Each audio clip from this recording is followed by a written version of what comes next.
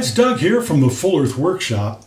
I've kind of got a vision and I'd like to share it with you today. Maybe you can join in. I want to show you a few cars that really inspire me. And then we're going to show you what we've been working on here at the Full Earth Workshop and ask you maybe to get involved. Here's a car from the 70s that was built by Parma. I'd heard a lot about it online and I thought I would pick one up, and it's really a cool car.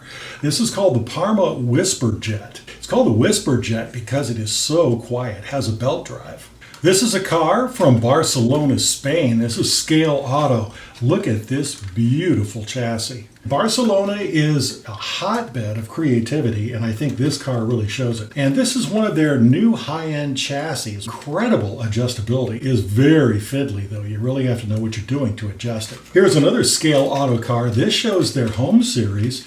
This is a plastic chassis that still has a little bit of suspension in it. Beautiful bodies and beautiful liveries. Here is a car from BRM TTS, and this car has steering. This was made as a F2 car, but I'm very inspired by what they're doing here. This steering assembly is just very, very elegant.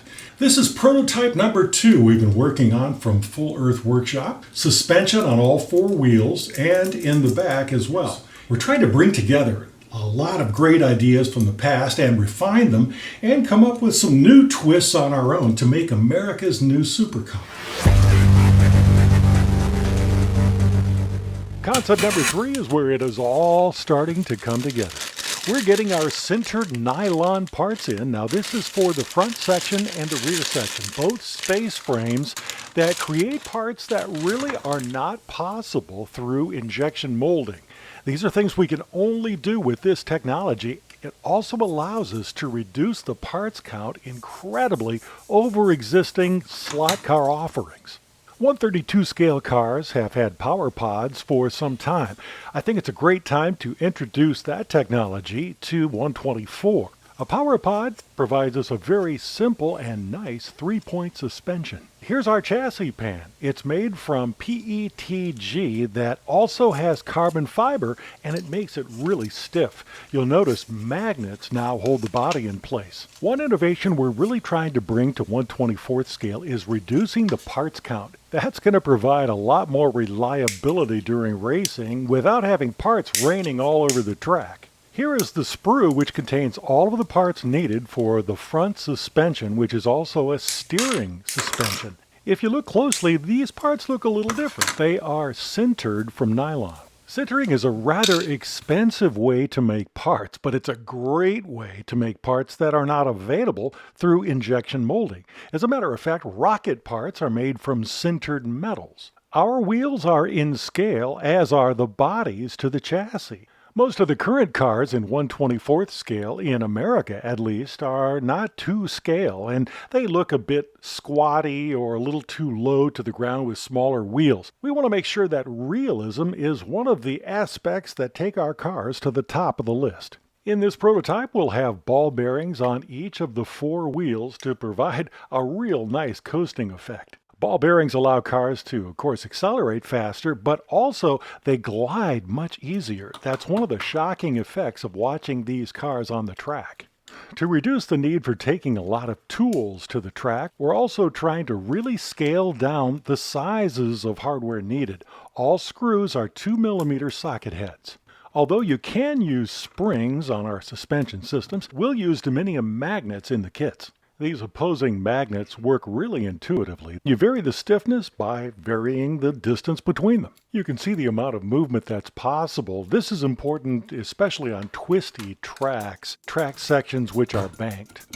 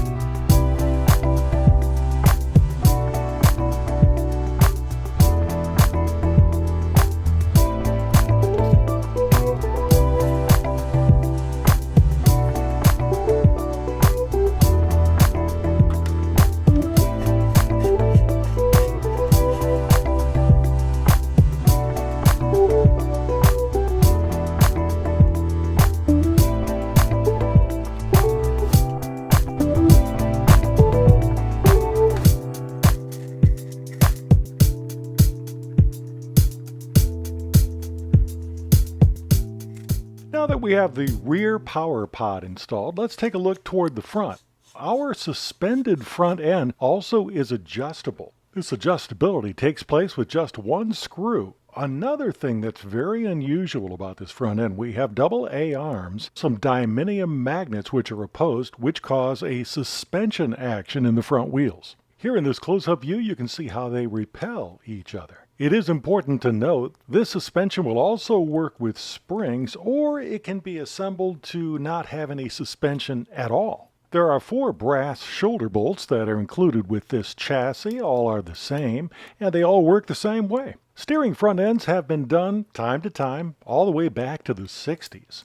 This one's a little bit different though, and we'll talk about that in just a minute. Stick around till the very end. We'll show you a few concept drawings and some renders of what the first body will look like. So how is this front end different than what you've seen before? This is reverse Ackerman. Formula One cars and other race cars have started using reverse Ackerman because the geometry is actually a little better at handling twisty tracks. Our first flat earth prototype used a steering mechanism that was derived from the original Cox-Ackerman steering back in the 1960s. After doing testing of that first prototype, we have totally redesigned the front section to have, of course, reverse Ackerman. The whole mechanism is lowered now, has suspension, and the guide flag height is able to be adjusted, and the suspension will still work. The ball bearings snap into the wheels, and if you look closely, you'll notice that on both front wheels and rear wheels, spacers are no longer necessary. So you can adjust the steerability of the front end. We've added a couple of 2mm bolts to the front tie rod.